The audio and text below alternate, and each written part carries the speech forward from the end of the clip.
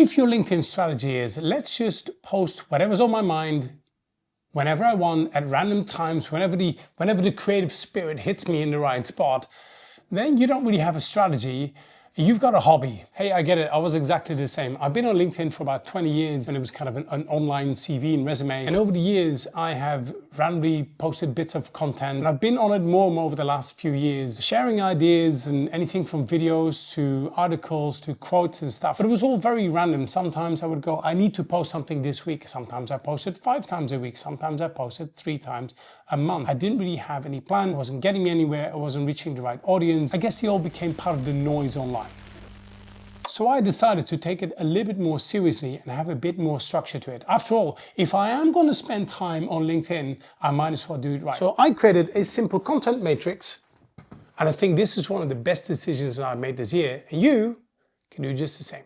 Let's talk about it. So I decided rather than just being very ad hoc, I would be a lot more structured about it and structure my content so I don't have to overthink it too much and have a bit of a plan, have a bit of a strategy, a bit of a plan of attack for the next couple of weeks. So this is my little LinkedIn content schedule, my planner, the things I'm going to be posting throughout the week. I'm going to tell you what these are in a minute. But the first thing I want you to know is that I like to use physical bits, paper and boards, because it invites me to play around with this. I find that when I use, let's say, like a PowerPoint or Keynote or something on the screen, even though that has its merit, has its place, it can sometimes lock me a little bit too much and I stay within that small box. And this is living and breathing. I can take things off, I can move them around, I can play with it however I want. By the way, these kind of boards, I get them from an art store around here, like something like these. I like to get big boards, little foam boards, nice and thin. They're easy to carry around. Like this one, which is a sales funnel, which I use. It invites you to kind of create things and be a bit less precious. It becomes a living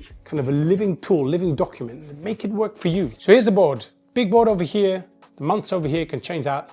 Days of the week, throughout the weekend, and then week 1, 2, 3, 4. And this I can quickly populate with content ideas that I have. Now what you'll notice is different colors. In my case, pink will be videos, because mine is mainly, I do lots of run video, as you know. Kind of the yellow, orangey ones will be an image with a bit of text. And then green, I'll leave that open. That could be a poll, that could be a quiz, that could be whatever, a sliding scale, or whatever kind of cool thing there is. And then here you can see different topics on there. I have very random ideas at random points. Sometimes when I'm driving, sometimes when I'm flying, sometimes when I'm walking around. And I have a habit of either taking a quick note in my phone, I just put up post-its here on my door. So all the things that you see on that board over there are basically things that I just pick off this door over here. There are kind of starter ideas on there. There might be quotes in there. There might be little top tips. Might be things I want to share, kind of inklings of ideas. Trying to put on the matrix and then flesh them out into bits of content that I can share. And you'll notice here in the corner, I have no like and trust over here. This is based on Bob Burg's kind of know, like, trust principle that, you know, for people to do business with you, they have to know, like, and trust you. For them to work with you, they need to trust you. For them to trust you, they need to like you. If they don't like you, they won't trust you. And then do they even know you? If nobody can find you, nobody knows you exist. Doesn't really matter. So no post is all about sharing knowledge. These are how-tos, little listicles, top tips, frameworks, 3-step approaches and frameworks. It kind of shows what I do and why I'm good at it. The like ones are much more about connection. These will be a bit more personal. There might be a hot take I have, some provocative thought I have. Could be a behind the scenes showing kind of how I work. This is a bit like that. Things like that build a connection with my audience, a bit more personal. Me, like this. And then the trust posts are about action. These will be something like, I'll be in Singapore at the end of the year. I'm running like 2 little workshops. I want to invite people to join those workshops. It'll be something like that. Maybe it is a link to a downloadable, or go check out my website or check out my new podcast. It pushes people to a bit of action. You want a bit of a mix between those things. I think too many people, and I've been guilty of this, where I've done too much where you become an educator, you have all these kind of how-to videos, which is cool in a way, but I was never really telling people about like a coaching program that I'm running or like a workshop that I'm running somewhere.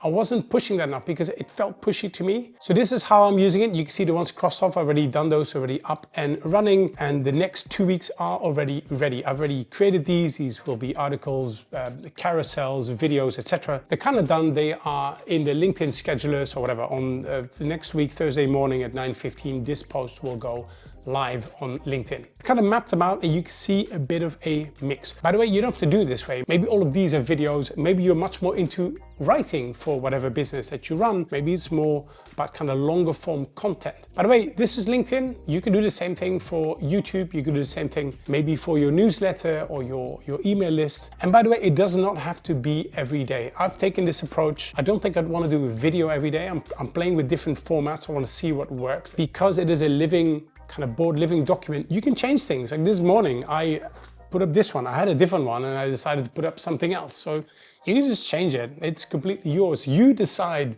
the rules of your game. I'm going to do this for at least 3 months. And at the end of 3 months, I'm going to see what works. But let's say you have too many ideas. Your ideas are all over the place. You go like, I can fill 10 of these boards, but they are like a little bit of everything. Chances are that you don't have the right audience yet. You're creating a little bit of something for everybody, and that is a recipe for disaster. So go check out this video where we talk about getting clear about who your audience is. Because once you figure out that audience and that little niche, this will all become a lot easier.